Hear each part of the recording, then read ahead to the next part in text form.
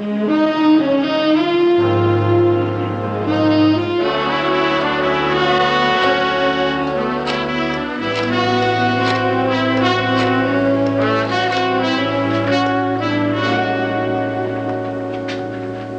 Britt Reed, please. This is Pat Allen at the office. Well, when do you expect him? This is important. Then can you try to reach him and have him call me back on the nightline? I need his okay on something. No, it can't wait till morning. Look, I'm sitting on a hot story and I have to have his permission to break it wide open. Yeah. Okay. I'll be right here.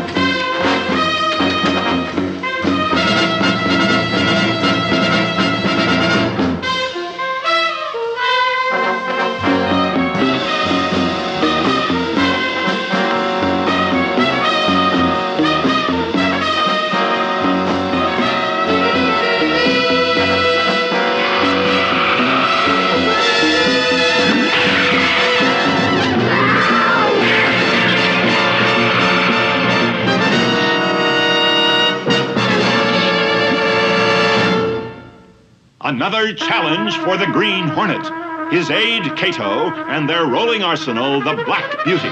On police records, a wanted criminal, the Green Hornet is really Britt Reed, owner-publisher of the Daily Sentinel. His dual identity known only to his secretary and to the district attorney. And now, to protect the rights and lives of decent citizens, rides the Green Hornet.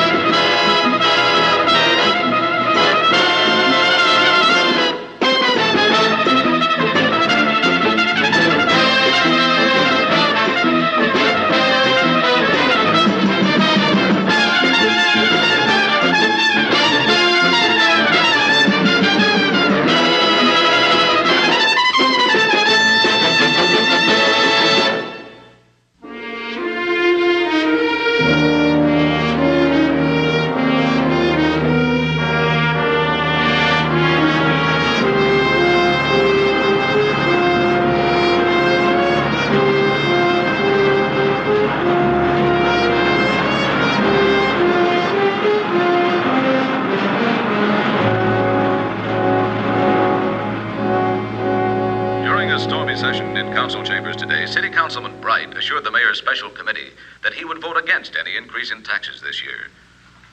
And here's an additional note on the bizarre death of Daily Sentinel reporter Pat Allen. The only witness, maintenance worker Mrs. Martha Crown, hospitalized by shock, has shed no further light on the matter. District Attorney Scanlon and the police have theorized that the leopard, which escaped from the zoo only blocks from the Sentinel building, was panicked by traffic and sought shelter in the building. Meanwhile, on the national scene today...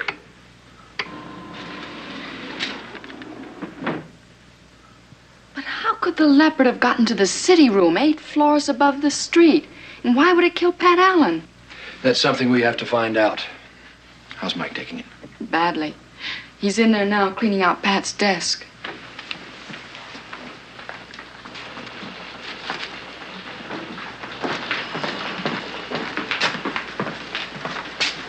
What's that? On a huge walled estate near Danforth. All that's left of Pat Allen. The rejected lead line. Shouldn't we save that for the police? What for? They've already closed the file on this case. Accidental death indeed. When was the last time you saw a leopard accidentally wander into a city room and kill a reporter? Easy, Mike. We all feel as bad about this as you do. I never had a son. Pat Allen came as close to being that as anyone could. He was really keyed up about that story he was working on. I wonder what it was. Cato said when he... Where'd that come from? It fell out of this package of cigarettes. They were Pat's. What is it? Looks like a miniaturized transmitter. Type that are used in space capsules. I told you, you can't disturb I've got to tell him he's all wrong about this. What's this all about, Miss Kate? Well, I tried to stop him, Mr. Reed. So you're Mr. Reed. Flora would never have done a thing like this. Mr. Melvin is the leopard keeper at the zoo. And I want to tell you that Flora couldn't have killed your reporter. Couldn't. Well, she's 18 years old, Mr. Reed. She's lost most of her teeth, and her claws are worn down to nubs.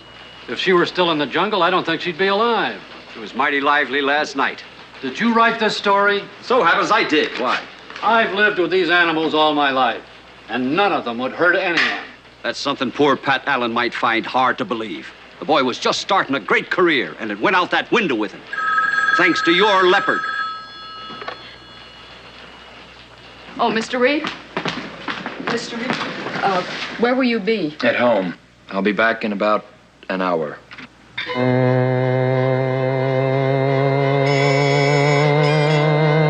I think you got a pretty tight case, Captain. I'll send one of my deputies over in the morning. Yes, I'll be waiting for your letter. Thank you. Oh, Mr. Scanlon. Yes. Here's the gemologist's report. Thank you. Yeah, that's interesting. That's very interesting. I'll be gone for about an hour or so. Right.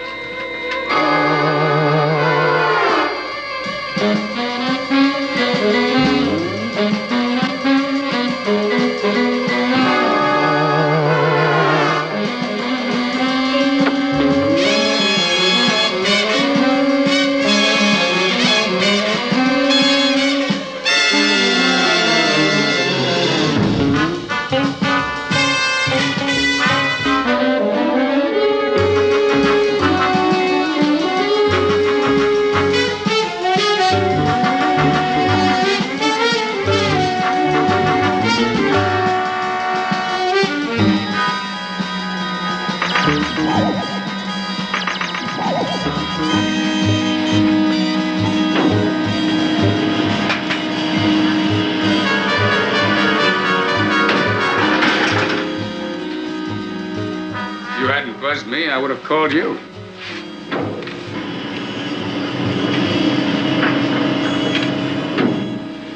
There's one piece of evidence that I withheld from the press.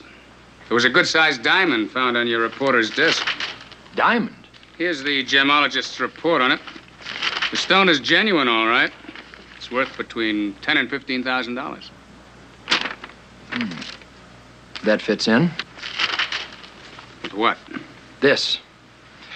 A miniaturized transmitter. I don't get it. You will.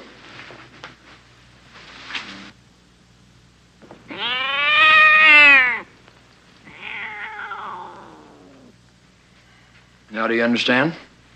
Should I? Mr. Reed's residence is Miss Case. Thanks, Cato. Yes, Miss Case? According to the Humane Society, there are 9 leopards in the area, and all accounted for last night.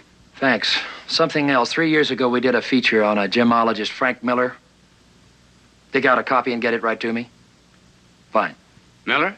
That's the name on this report. He was working on a process to manufacture the perfect diamond.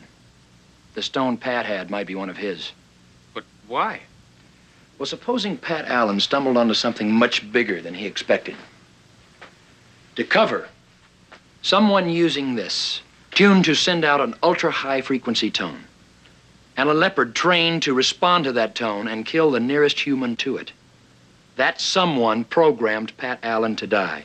Can you prove it? No. But the Green Hornet will.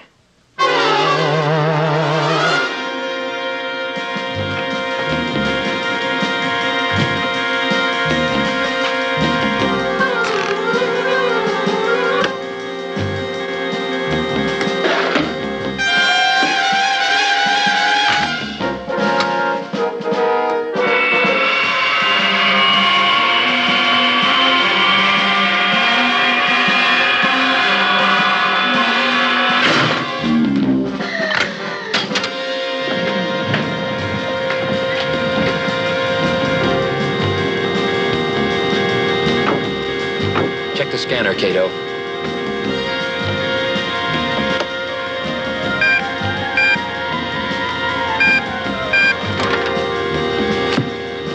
Check.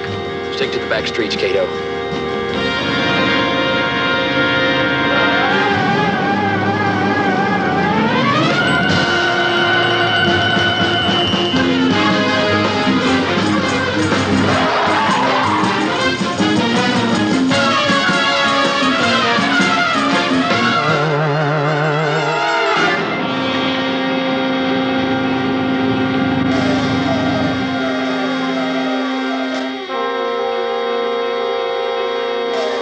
I'll go in alone, Cato.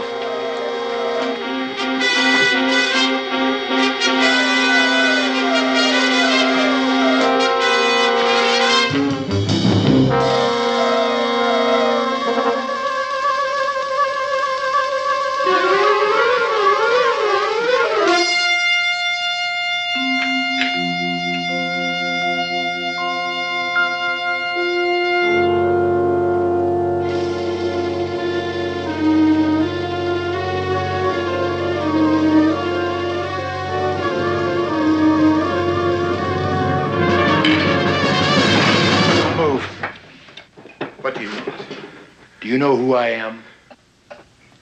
The Green Hornet. I'm here to make you a proposition. What would you want with me? This. How are you progressing with it? I gave that up long ago. You're lying, Miller. Please. If I'd perfected the process, would I be living like this? You might. If you were waiting for the ideal plan to exploit it. I could flood the world diamond market with your perfect imitations. I could make you millions. Millions. Millions. Come with me.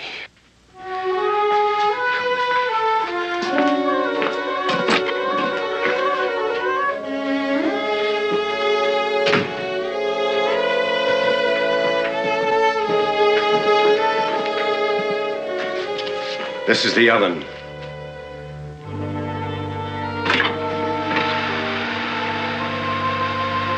Fragments of worthless carbon. Pieces of coal. I expose them to the same heat they would experience close to the Earth's core.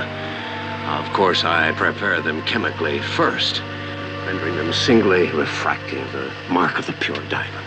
And at these early stages of my scientific methodology, this is the final step.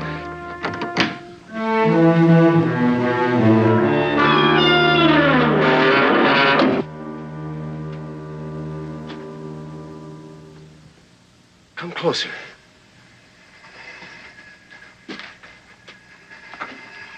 This is the final step. 50 degrees below zero. They're beautiful, aren't they? Don't touch them. No. Their extreme cold would rip the flesh from your hands. I'll get you something that you can handle them safely. Let me get one for you.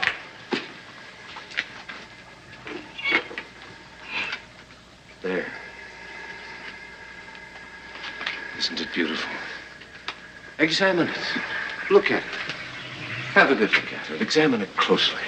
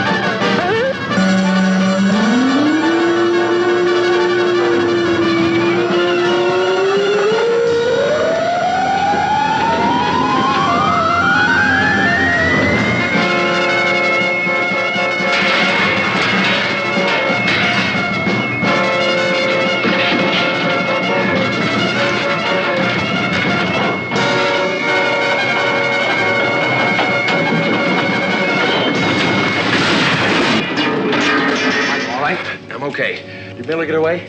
Yes. Let's go.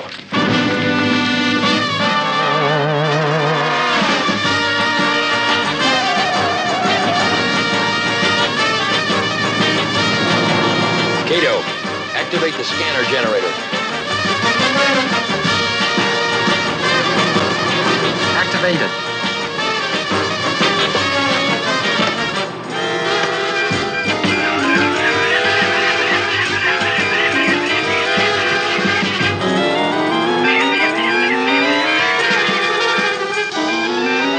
Scanner aloft.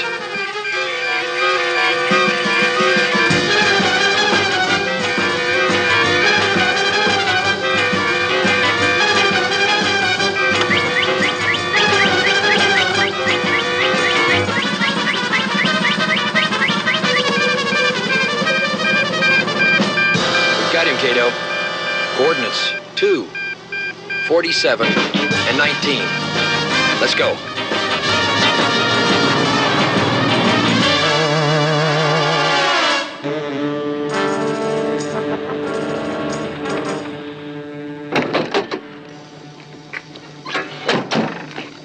I've been here before as Britt Reed. The widow of Bella DeLukens lives here. He was one of the wealthiest diamond merchants in the world. Do it this way. This is my district right here. Yes. I disagree. Nobody else is going to interfere. Gentlemen, please let's come to order. May I begin this meeting by expressing my regrets to Professor Miller. I know it was a trying experience, but we hope well worth it. And now for the business at hand. First, let me read you a note from Jeremy Clark, our Far Eastern representative. Just a short note to acknowledge your inquiry of June 2nd. I will forward all requested information in the month. What was that? Only a pet, gentlemen. And also my burglar alarm.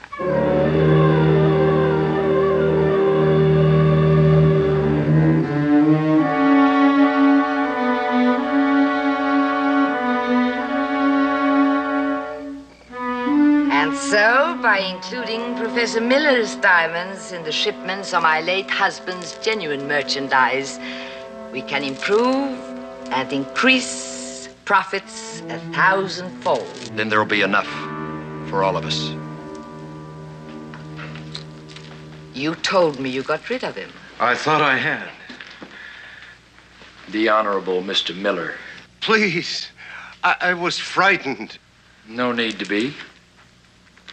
Now that we're partners. I don't know of any such arrangement. 5 years ago, I accepted the responsibility to manage my late dear husband's business. It does very well, and it's quite legitimate.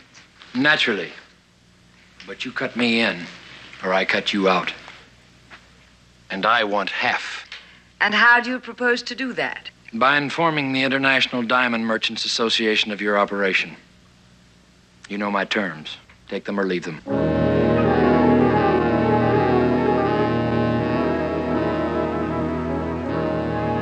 Gentlemen, the Green Hornet leaves us little choice. I'm afraid we must yield to his demands. Let me go, you gorillas. I tell you, I'm just out for my evening stroll. Now, who is this man? His name is Axford. He's a reporter for the Daily Sentinel. The Green Hornet, eh? I should have known you were involved in this. It seems your plan wasn't as secret as you thought it was. Not by a long shot. You don't go around killing reporters and get away with it. Besides, you left a trail a Cub Scout could follow. Oh, now really, Mr. Axford, you're being too modest. It must have taken a keen investigator to uncover us. How did you find us? Easy. Knowing the cops had closed the case, I went to Pat Allen's apartment and shook it down real good. And what did you find there? A piece of paper in one of Pat's jackets hanging in the closet. And your name on it. And the address of one of those electronics outfits. They told me you bought quite a few of those transmitters. Didn't take much guessing to figure out who planted one of them on Pat. In any case, all this information is going to die with you, Mr. Axford. Don't count on that. My boss, Britt Reed, is pretty clever. If I can pick up the pieces, he sure can too. That is a chance we'll have to take. You kill a second reporter, you've got big trouble. That's a chance I'd be pleased to take. first contribution to our partnership. Why, you... Let go! Let go! You can't turn me over to the Green Hornet. I don't mind dying, but if someone's got to kill me, let it be anyone but him.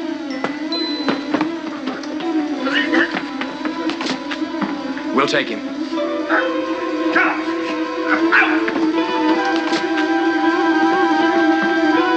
I'll be in touch. Partners. Nothing to concern ourselves about, gentlemen. That partnership will be dissolved in a matter of moments, you see. My young man planted one of those transmitters in Mr. Axford's pockets.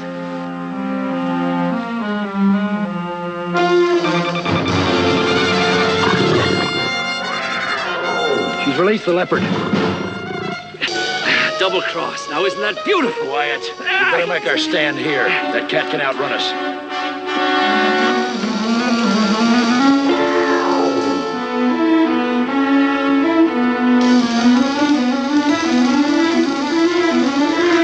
Axford, come back. Axford.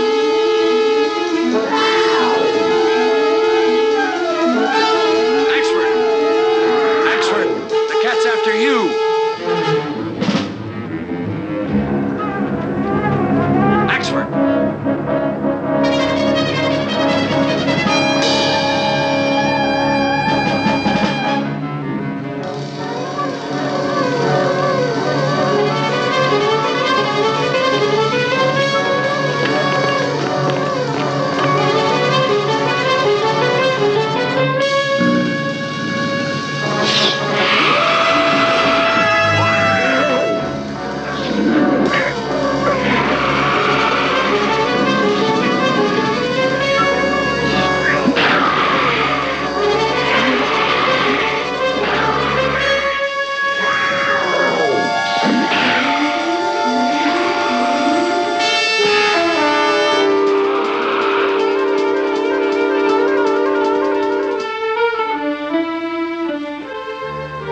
He'll be all right. He just got a whiff of the gas.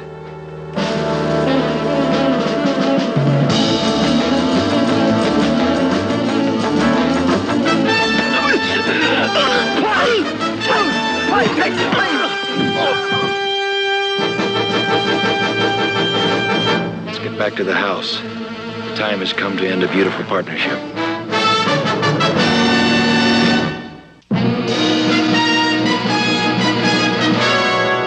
You're a 14-carat hero, Mike. We're all very proud of you. Well, thanks. But that blasted Green Hornet. First, he knocks me out with the green gas, even though it saves my life. Then, he leaves that gang tied up for me like a gift package. Makes me wonder if he's as bad as I think he is. Pretty confusing, isn't it? I'll say it is. Next thing you know, he'll be helping old ladies cross the street.